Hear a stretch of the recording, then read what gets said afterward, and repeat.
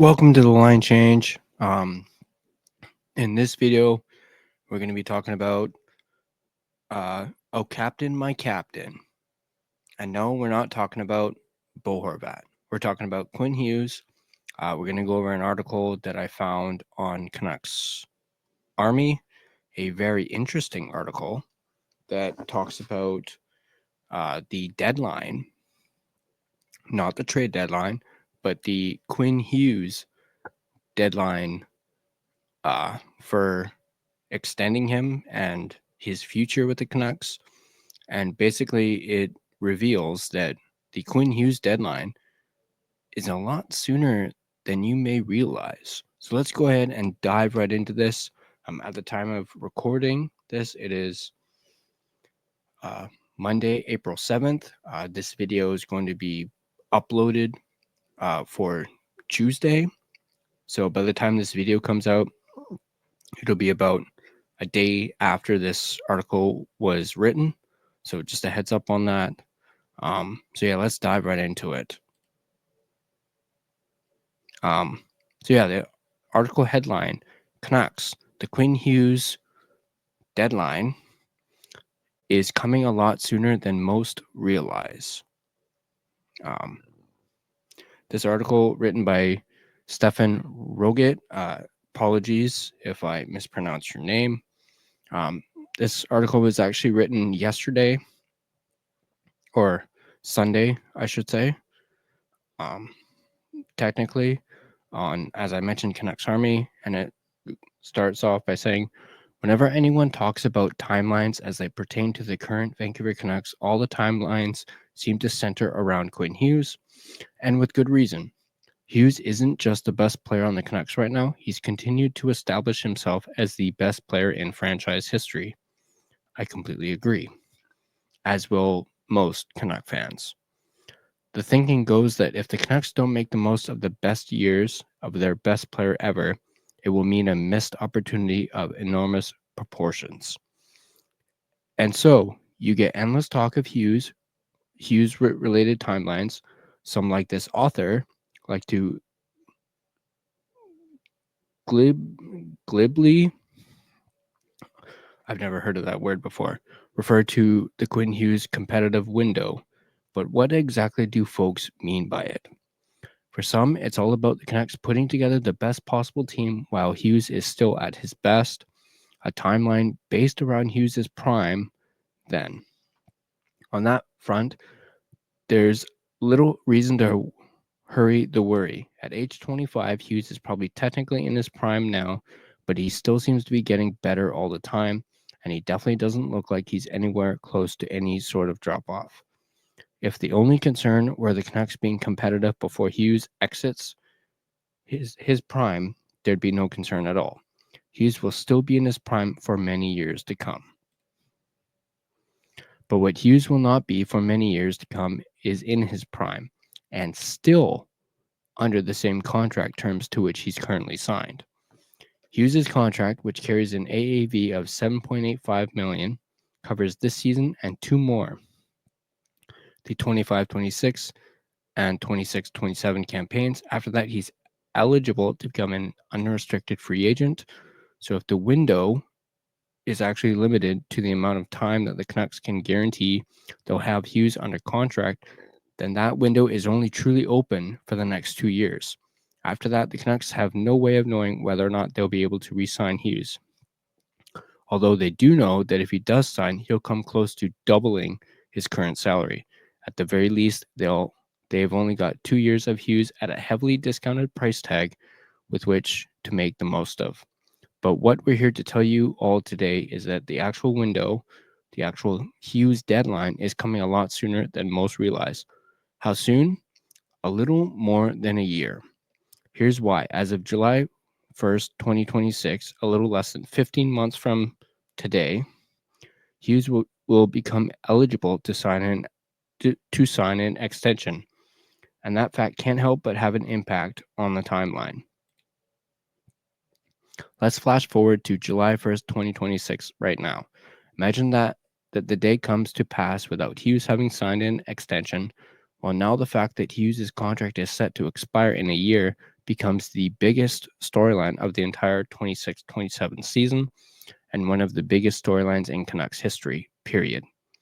Having Hughes be a lame duck pending UFA would be among the largest distractions imaginable, and it's really, really hard to imagine the team putting together a successful campaign under that scenario. So if we're still talking about making the most of that Hughes window, the Canucks either have to get it done next year in 25-26, or they need to convince Hughes to extend over the course of that same season. And both of those goals start right now. Whether the thinking is that the team needs to put its best possible roster together for the 25-26 season so as to make the most of the last year before Hughes becomes a pending UFA, or that the team needs to put its best possible roster together for the 25-26 season so as to convince Hughes to re-sign. GM Patrick Allvin and company will really only get one offseason in which to get it done. And that offseason is the summer of 2025. So this upcoming summer. That's what we mean when we say the Hughes deadline is coming sooner than most realize. It's because if this summer isn't a successful one that moves the Canucks far closer to competitiveness than they currently are, and if said offseason doesn't translate into a much better start for the Canucks next year, everything becomes a lot more difficult, including, first and foremost, convincing Hughes to stay. In some senses, the game has already begun. That's a part of why the Canucks' late push for the playoffs could matter, even if they don't actually make the postseason. Hughes, in his captaincy, or in his capacity as captain, has already talked about having his spirits buoyed by the efforts of his teammates down the stretch and specifically their care factor. Combine that bit of restored faith with some upgrades to the roster in the near future, and the Canucks will stand a much better chance of hitting both goals, competing in 25-26 and also being able to compete beyond that because Hughes has signed an extension. Thus, while we wouldn't ever want to say that everything is riding on a single offseason, a lot is riding on the summer of 2025 for the Canucks' front office. Even with 2 years left on his contract, and as counterintuitive as it sounds, in many ways, this is their last chance to convince Hughes to stay. Should they fail to improve upon the team, and should the 25-26 season get off to a similar start to this current 24-25 season, the Hughes window might be effectively closed already, and the deadline to make most of his prime years might have effectively passed, long before his actual contract expires. The mission to ensure that outcome doesn't come to pass starts now. So that was a very interesting article. I tip my cap to Mr. Stephen Roget. Once again, I apologize if I mispronounce your name, but great article, and man, that's really got me thinking. In terms of extending Hughes, I 100% agree with him, that they need to start looking at it this summer. And it obviously all depends on what they do in the offseason, who they bring in, and obviously it all revolves around getting that second line center.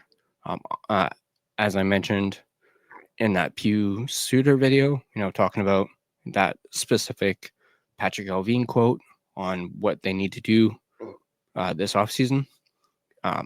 Obviously they said goaltending is good, defense is good. You just need to get some offense, some forwards, obviously that second line center, maybe another winger, depending on what happens with Brock Besser. So those are some key pieces that Allvin's going to have to do this summer, and all of it is going to affect potentially Quinn Hughes and him staying or leaving in 2 years' time, or whether or not, it's going to factor into that extension talks when it comes to Quinn Hughes, which they're in this article, they're saying could start a year from now. So basically July 2026 is when they can offer Quinn Hughes an extension, and they're going to want to do it then and not do it during the season. Obviously, they're going to want to get it done as soon as possible. So yeah, I found this article to be extremely interesting. I'll leave a link to the article in the description down below. You guys can check it out for yourselves as well. But yeah, I thought there's once again, very interesting article. Really puts things into perspective when it comes to Quinn Hughes and his future with the Vancouver Canucks. Deep down in my heart of hearts, obviously, not only do I want Quinn Hughes to re-sign with the Canucks, but deep down, I also think Quinn Hughes will re-sign with the Vancouver Canucks, and will be a part of this organization for years to come. So that's going to do it for this video. A little shorter than normal. Once again, as I mentioned, I'm pre-recording this technically, a day before it gets published. So let me know what you guys think in the comment section down below. What you guys think about this article. Do you guys think, after reading this, that the Canucks will maybe do what Steven is referring to? Maybe try and extend him as of July 2026 and maybe start the negotiations then? And do you think they'll have that mindset when they go into this offseason on, it's essentially Operation re-sign Quinn Hughes, make Quinn Hughes happy, and that's how they operate in the offseason? But yeah, let me know once again in the comment section down below. And if you like this video, go ahead and hit that like button. If you're not subscribed to The Line Change and want to keep up to date on all your Canucks and NHL news, go ahead and hit that subscribe button. Become a Patreon member. The link to that is in the description down below. You get exclusive perks by signing up for our Patreon. Also, join our Discord. Be a part of the conversation. The link to that is also in the description down below. Also, we have our online store in the description down below as well. Go ahead and check that out if you're looking for some Line Change branded merchandise, shirts, hoodies, coffee mugs, travel mugs as well, phone cases, and jackets. We have all those on our online site. And yeah, so once again, if you guys like this video, go ahead and hit that like button. If you're looking for us on social media, you can find us on Instagram at The Line Change, on X at Line Change Van, on our Facebook, just search The Line Change. You can also find us on TikTok at the.line.change.po, and I'll see you guys in the next video.